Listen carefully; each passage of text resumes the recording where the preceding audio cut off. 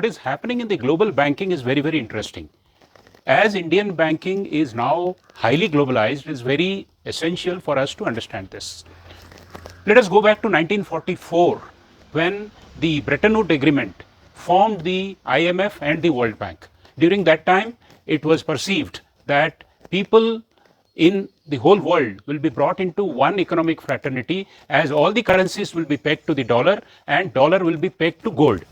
But as the Vietnam War came, the printing of American money and the new form, what is called quantitative easing, became very rampant, and the Bretton Woods Agreement, except for dependence on the dollar of the world, perished.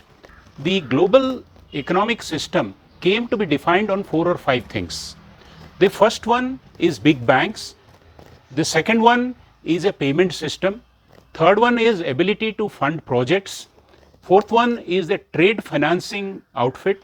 Fifth one is packaging all the loans and loan-like instrument into investment so that it can be given to the general public.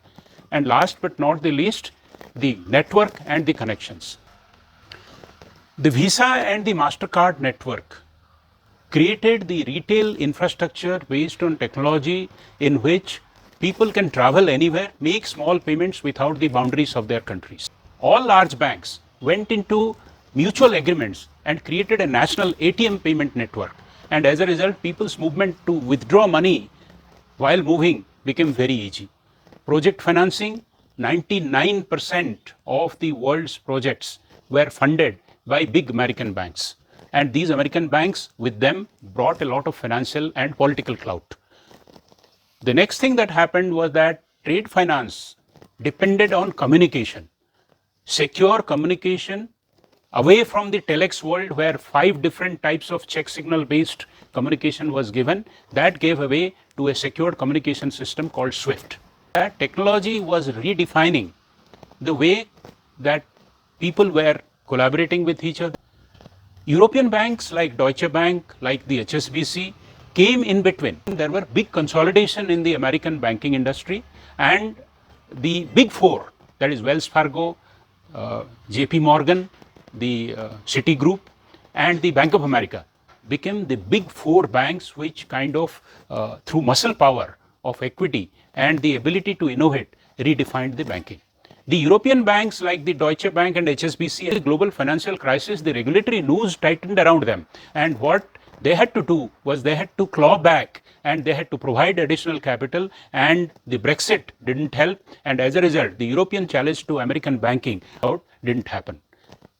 As the economic sanctions has become a weapon in the hands of political leadership of US, there is a lot of pushback. These COVID pandemic, where the global supply chain was required to be shortened and as reshored, that is having distributed global supply chain, need to be brought to own countries. So as a consequence of these, Asian and emerging markets are redefining banking. Today, big 4 banks in China, as you know, are China Construction Bank, the Industrial and Commercial Bank of China, the Bank of China, and Agriculture Bank of China. These figure in the top 20 banks in the world. And what they are doing on the side, the big project financing and big investment financing that the American banks were doing, these banks have increased their overseas balance sheet, and today they have 16% of their balance sheet outside of China. And the Belt and Road Initiative, which is called the BRI, is also providing them a window under which all of them are creating overseas political and financial clout in countries like Africa, the countries like Asia, and because they have software power, all these countries, Vietnam, India, Singapore, China, all of them are already rolling out companies which are building global and scalable and already proven payment networks. You take, for example, Tencent or Alibaba. What they have is unmatchable by any company anywhere in the world.